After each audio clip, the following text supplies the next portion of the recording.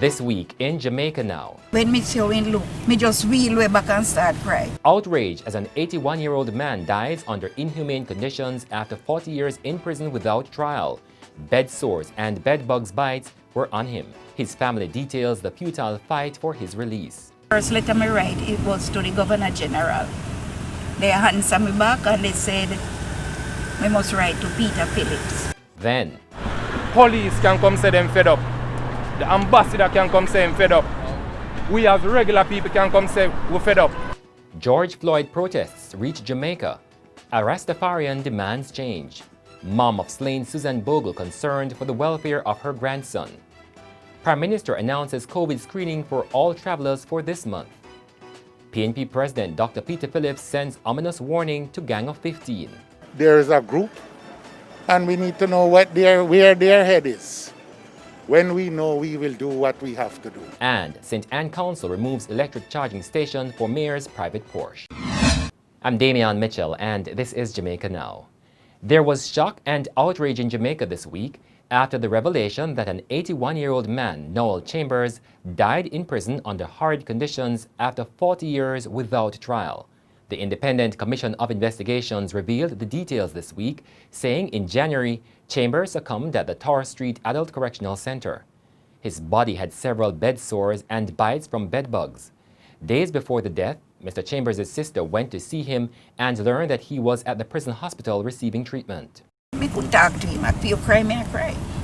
Girl, me see him look, and they put on a mask over his mouth. Me cry. But they said they can't put him on the bed because he might fall off, so they put him, we don't have a problem with that. They put him on the floor on a mattress. Me go back down there the Thursday, and when me go the Thursday, when me see him look, me just wheel way back and start cry. Former Deputy Public Defender Motondo Makulu says the prison boss should tender his resignation.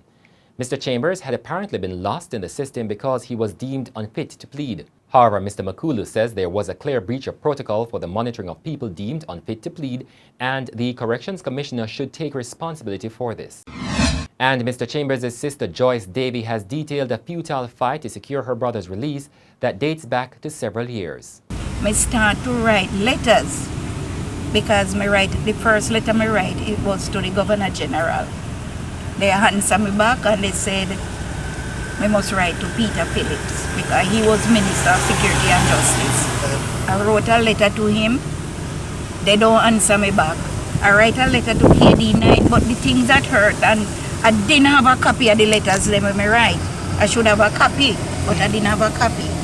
Anyway, sometimes people calling about free Noel Chambers. I remember they did have a place up by Eureka Road, Crossroad. When I go there, I go upstairs, one little corner, I go upstairs and spoke with a lady named Miss Aaron. And she questioned me, and they said they're going to see what they can do. Nothing. Another time they called me and said I should talk to a gentleman and maybe get him name. But it was done by King Street. I go upstairs again. And they take statement, just pure statement being taken. The minister without portfolio in the Ministry of National Security, Matthew Samuda, says the Department of Correctional Services is reviewing the circumstances and will be addressing what he calls acute issues in the system. A small group of placard-bearing protesters spent more than an hour in front of the U.S. Embassy in St. Andrew this week in solidarity with the family of the unarmed black man, George Floyd, who was killed when a Minneapolis policeman knelt in his neck 10 days ago.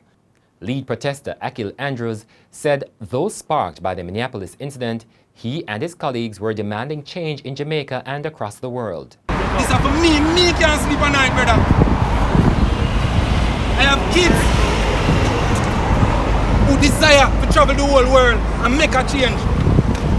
Me if I stand up and wait till it reach them before me start to something. Me if I stand up and wait till you as a journalist, Babylon take you and lock you up because you do your work. To make sure say equality spread right across the board. And don't say nothing. U.S. Ambassador to Jamaica Donald Tapia would meet with the protesters to give them his support, but not before the police approached them, telling them that they had to move at least 200 feet from the site. I'm glad for today, for the fact that police can come say them fed up. The ambassador can come say him fed up. We as regular people can come say we're fed up. And within the same spectrum, Babylon can come say, we're not fed up, you know, no move. Grace Freckleton, the mother of the slain Augustown St. Andrew resident Susan Bogle, is a bit better a week after the death of her daughter. However, Freckleton is deeply concerned about Bogle's older son, who she says has not been coping and has been blaming himself for her death. Bogle was killed in her bed by a soldier last week Wednesday as he and other army men reportedly searched for a wanted man. Freckleton said Bogle's older son was not at home at the time of the killing. She was speaking with the Gleaner on Wednesday, shortly after the Prime Minister Andrew Holness and other officials visited the community. The visit also coincided with an increase in shootings and murders in Augustown. Meanwhile, Prime Minister Andrew Holness says there will be mandatory COVID screening for all passengers arriving in Jamaica this month.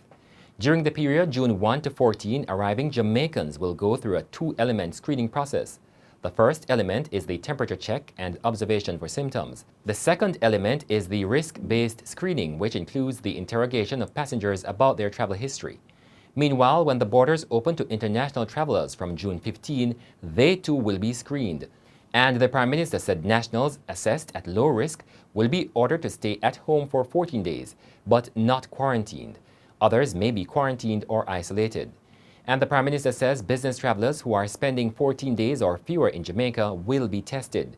Meanwhile, tourists registered on the Visit Jamaica platform who are staying at a hotel or resort may be tested based on the findings during their screening.